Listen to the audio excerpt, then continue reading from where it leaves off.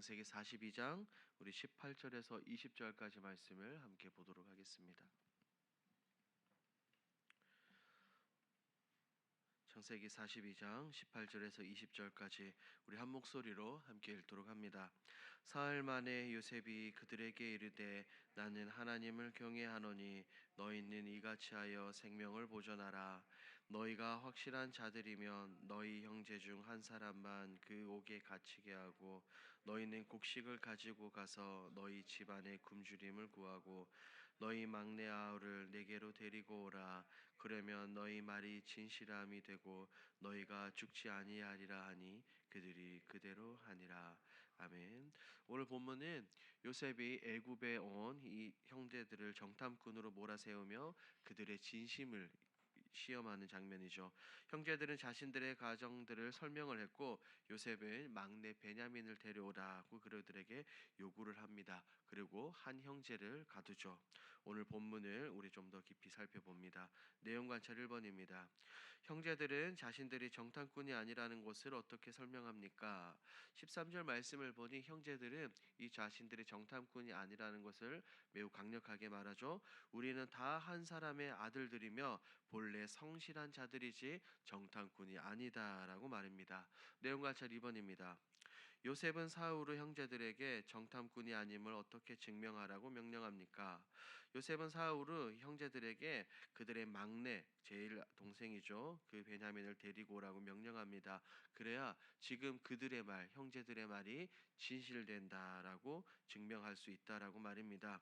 또한 형제 중 한 사람을 감옥에 가두고 나머지는 곡식을 가지고 집으로 돌아가 가족을 살리라고 이야기를 했습니다. 요셉이 왜 이렇게 했을까요? 이 부분은 우리 연구와 묵상에서 조금 더 깊이 살펴봅니다. 연구와 묵상입니다.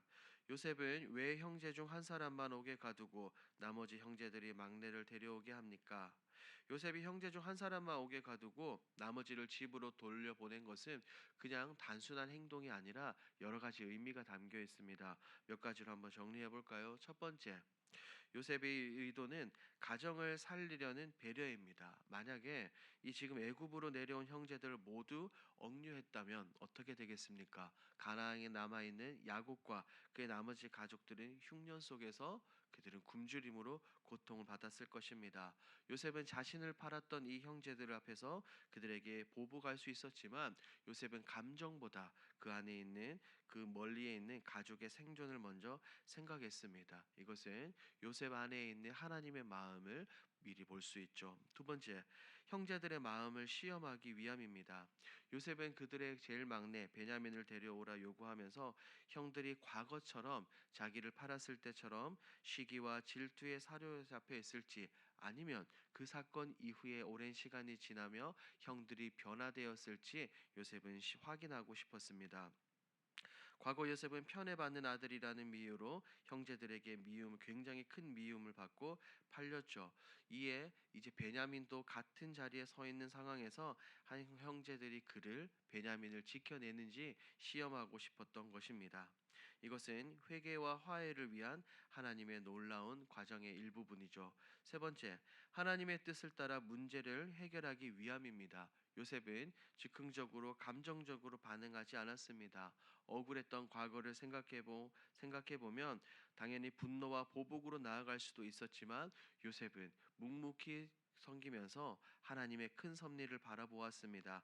그는 하나님께서 자신의 삶을 인도해 오셨다는 것을 믿었기 때문에 형제들을 다루고 형제들에게 대화하는 그 과정 가운데서도 인간적인 감정이 아니라 철저히 하나님의 뜻을 따라 진행을 했던 것입니다. 결국 이 한 명을 남기고 형제들 다시 돌려보낸 이 결정을 통하여 요셉은 가족들을 살리고 형제들의 회개를 이끌며 결국에는 하나님의 놀라운 구원 섭리의 역사를 이루게 되었습니다. 인간적으로 보면 굉장히 불필요하고 복잡한 과정 같지만 하나님의 관점에서는 이 모든 과정들을 통하여 형제들의 죄책감을 드러내고 야곱의 가정을 언약 백성으로 새롭게 세워가시는 놀라운 과정 중에 하나이죠. 느낀 점을 봅니다. 자신을 판 형제들에게 감정적 보복이 아닌 질신될 회개와 우애를 시험하며 가정을 회복하려는 요셉을 보며 무엇을 느낍니까?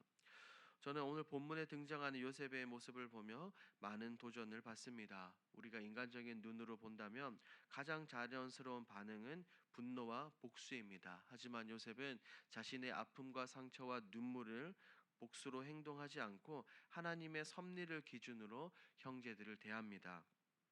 이 모습을 통해 우리 역시 상처 앞에서 내가 가진 감정에 휘둘리고 내가 가진 감정에 이끌려가기보다 하나님의 말씀과 하나님의 뜻을 붙들어야 된다고 느낍니다.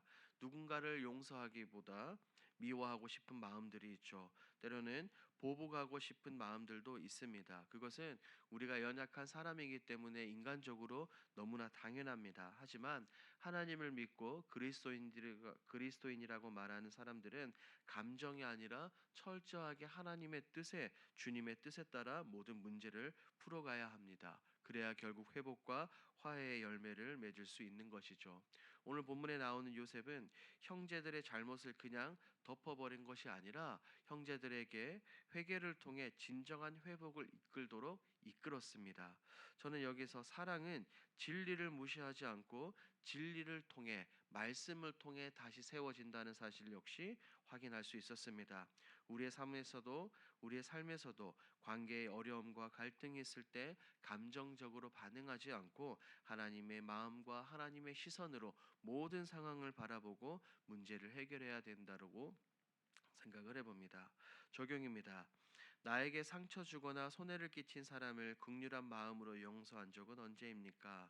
아마도 우리가 신앙생활하면서 이런 경우들은 굉장히 많을 것입니다. 그런데 그것은 단순한 감정의 억제가 아니라 하나님의 은혜로 가능했다는 것을 우리는 고백을 해야 됩니다. 왜냐하면 용서라는 것은 사실 내 의지가 아니라 하나님의 은혜를 붙잡을 때 그 길이 열리기 때문이죠. 성경 속에서도 이런 훌륭한 예가 가장 많이 등장합니다.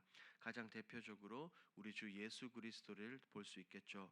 우리 주님은 십자가 위에서 예수님 자신을 모욕하고 못 박은 자들을 향해 저주하고 분노하지 않았습니다. 뭐라고 말씀하셨습니까?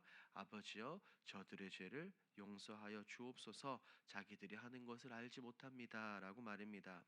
완전한 용서와 완전한 긍휼의 본을 우리 주님께서 십자가에서 보여주셨던 것이죠. 이처럼 용서는 단순히 좋은 사람이 되기 위한 도덕적이고 윤리적인 행위가 아니라 하나님의 뜻에 순종하는 하나님의 자녀로 걸어가는 신앙의 길입니다. 때때로 우리도 감정적으로 여전히 불안하고 요동치고 힘들지만 우리 주님을 기억하며 주님의 긍휼을 바라보며 작은 용서부터 하나하나 실천해야 될 것입니다. 마지막 결단을 봅니다. 갈등이 있는 사람과 주님의 뜻에 따라 회개와 용서, 진실함으로 새롭게 되기 위해 무엇을 실천하겠습니까?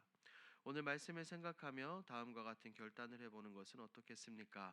우리가 갈등이 있는 사람을 우리가 생각하고 떠올릴 때 감정에 머물지 않고 가장 먼저 엎드려 기도로 그를 품는 것이지요. 내 눈으로, 내 생각으로, 내 마음으로 그 상대방을 바라보는 것이 아니라 하나님의 기준과 예수 그리스도의 마음과 신장으로 그를 바라보는 것입니다.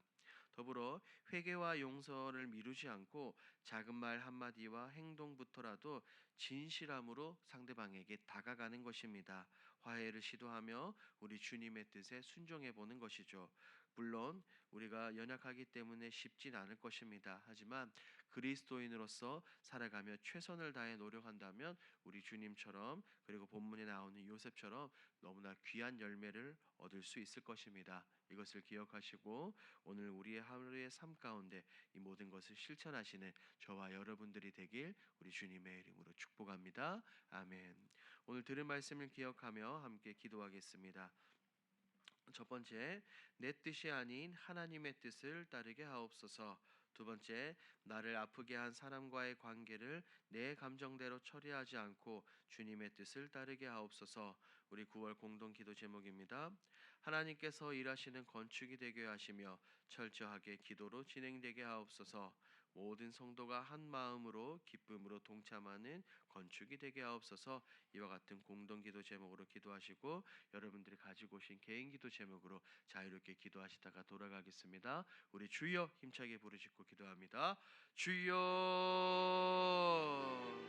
주님